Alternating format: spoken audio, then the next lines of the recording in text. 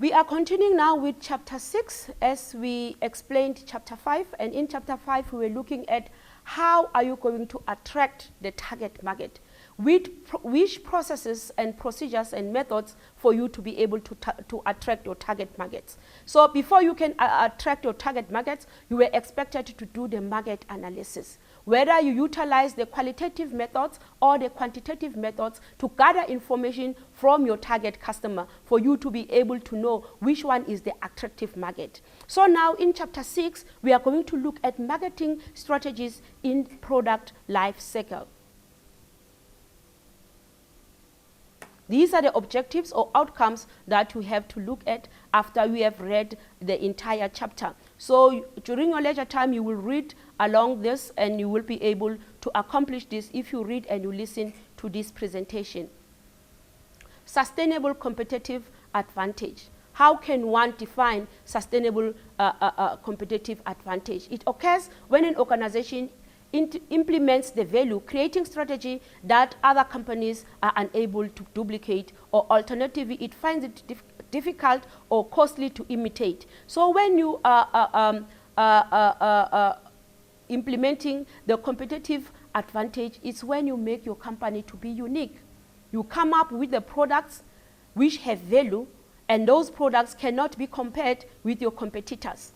Or if your competitors want to copy, it is costly for them to copy your product or your service or to imitate it. So the breakdown of the definition is sustainability, which means that what makes your organization unique from its competitors to such an extent that the competitors find it difficult to replicate or too costly to imitate. Then you look at the competitive, which means that the organization is able to successfully compete against the competitors, providing it with a uniqueness and a sustainable over a prolonged period of time. And lastly is the advantage. So it's sustainable, competitive, and advantage. What do we mean by advantage? We mean that the organization has an advantage over other organizations. For instance, the technological priority of the research and development sections of an organization that provides new product and services. So by competitive advantage, we mean that you are able to operate more than other organizations. You've got a lot of resources which are more advanced than the resources that your competitors do have. So let's reflect. In your opinion, what is the sustainable competitive advantage of the following brands? Samsung Galaxy S6, Coca-Cola, and Kulula. So you need to reflect, and thereafter you must be able to look at the sustainable competitive advantage. So what makes these companies to be sustainable? What is their competitive advantage? And when you say advantage, what do you mean by advantage? So you can reflect on this, and we will discuss it in our virtual class on Vutela. Steps in obtaining a sustainable competitive advantage. Evaluate the organization resources.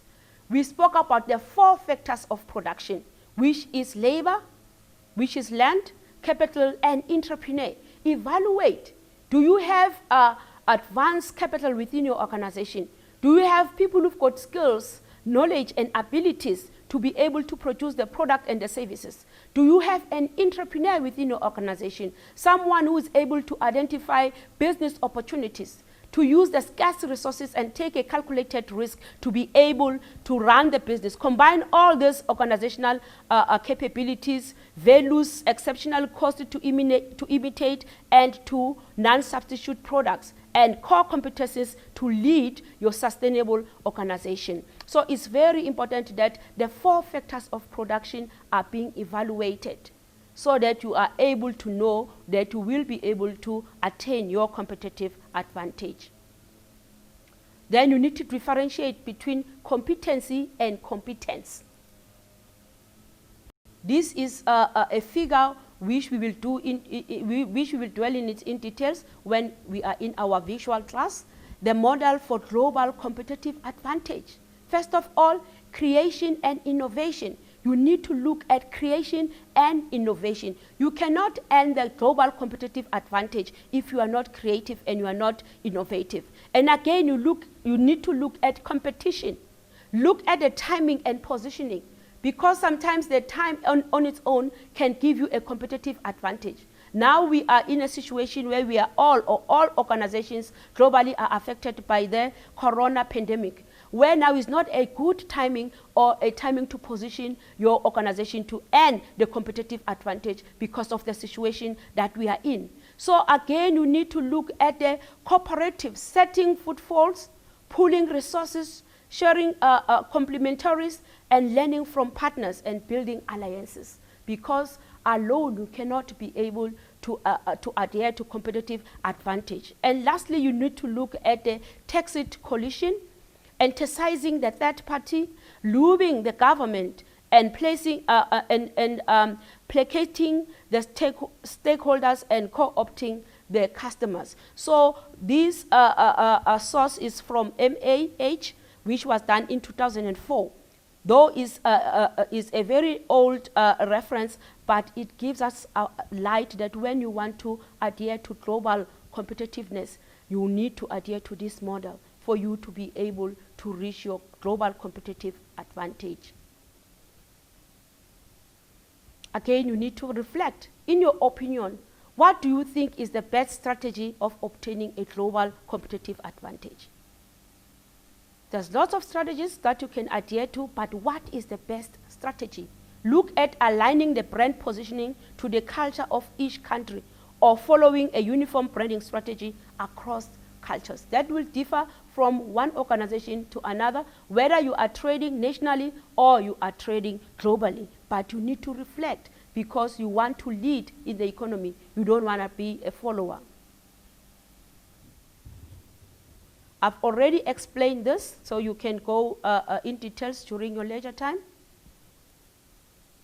Same, this competitive advantage through cooperation. More information is given to you to read it in order to adhere to your competitive advantage.